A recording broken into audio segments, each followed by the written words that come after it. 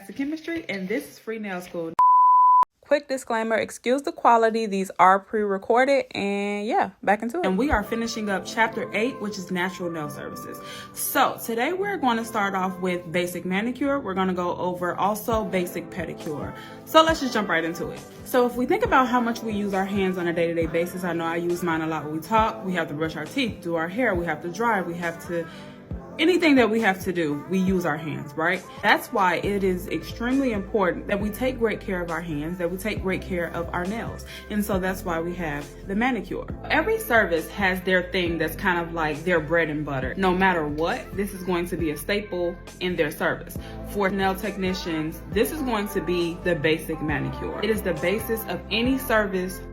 A manicure is going to be defined as the cosmetic care of your hands and also your fingernails, okay? A manicure is also the starting point for all of your other nail care services. Now, there aren't too many types of manicures. I know we have a gel manicure, but the most common that we know now that's making its way back, because you know it's trendy, is going to be the French manicure. A French manicure is a style used to polish the nails, creating a stylized, natural looking effect on the nail by covering the free edge. So pretty much it is a clear nail with white tips. So male manicures vary only slightly because of one thing, and it's pretty much your products. So if you have a primarily heavy, like female based clientele, and you get one male client, but all of your scents are floral, that's where the problem is going to occur. Most men prefer a woodsy or fresh scent versus a floral or fruity scent. So you may need to separate your lines of product.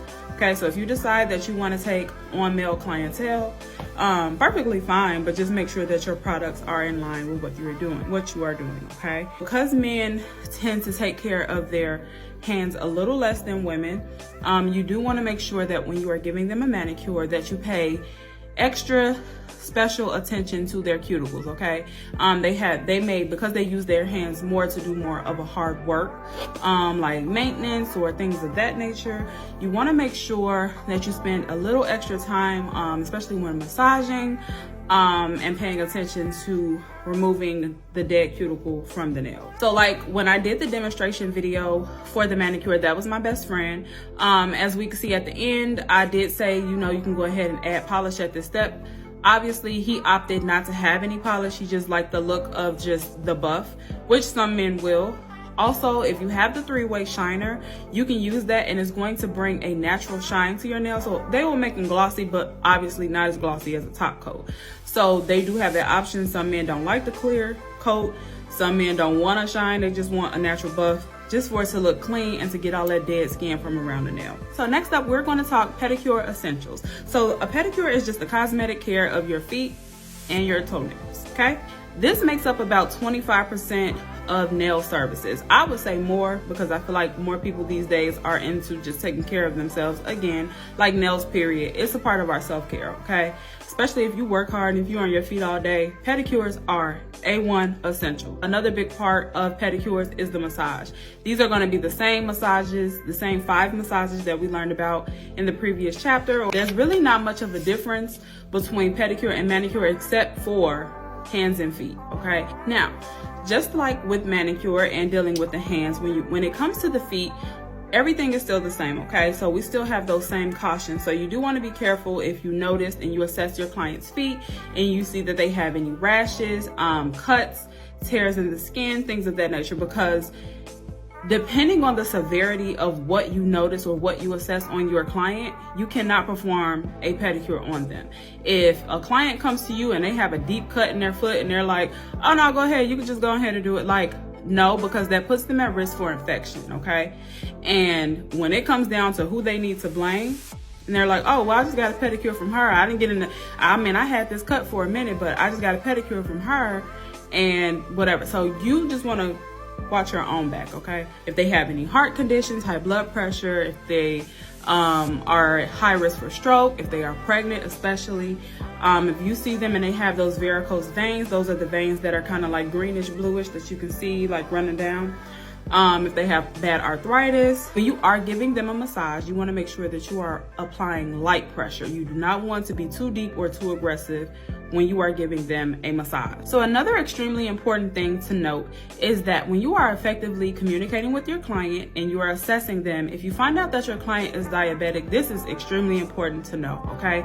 Because if your client is diabetic, most of the time they may have loss of feeling in their feet, especially if their skin is hardened or callous, they may not feel anything.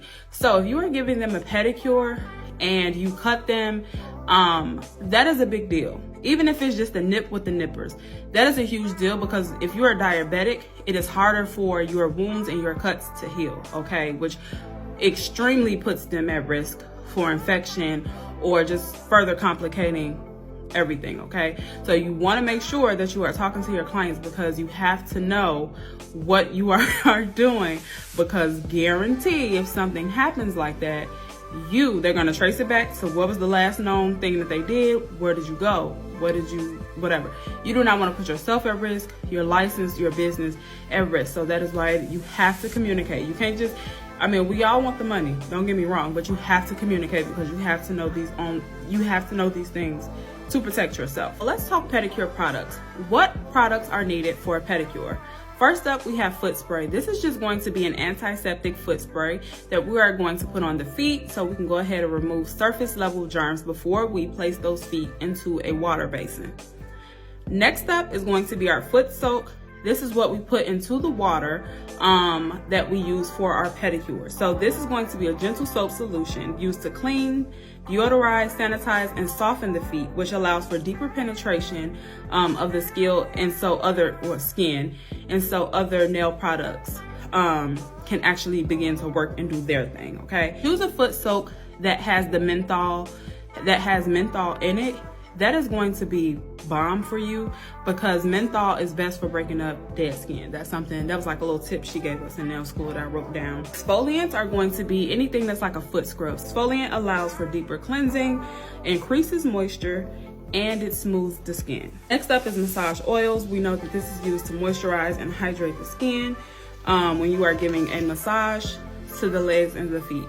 So next up, we're gonna talk pedicure implements. Again, these implements are the ones that can be disinfected after a pedicure. Curette is used for the removal of debris around the nail and usually under the free edge. That's what I like to do.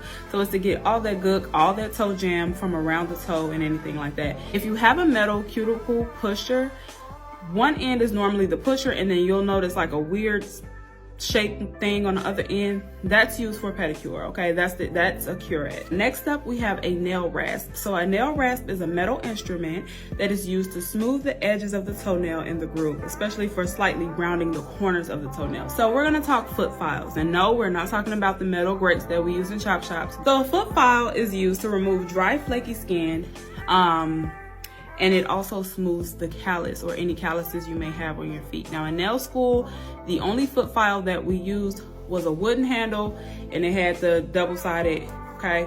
One side was the foot file and the other side was a buffer. So we would file the feet with one side, and then you turn to the buffer, because the buffer is gonna make it smooth and it's gonna take away all the scratches and everything that the file created. Toenail clippers. They resemble cuticle nippers, but they are used to trim toenails rather than cuticles, okay? It's just gonna help you get up in there. As we know, toenails are thicker than our fingernails.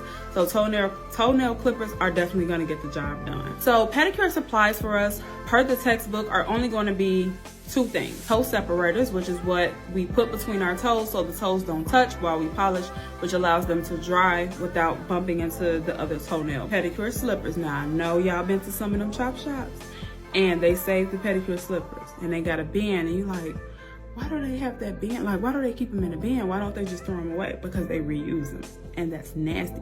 All right, so that's all I have for today. Per usual, let's meet in the comments. If you have any comments, dislikes, likes, suggestions, anything like that, go ahead and tell me below, and we'll talk later. Bye.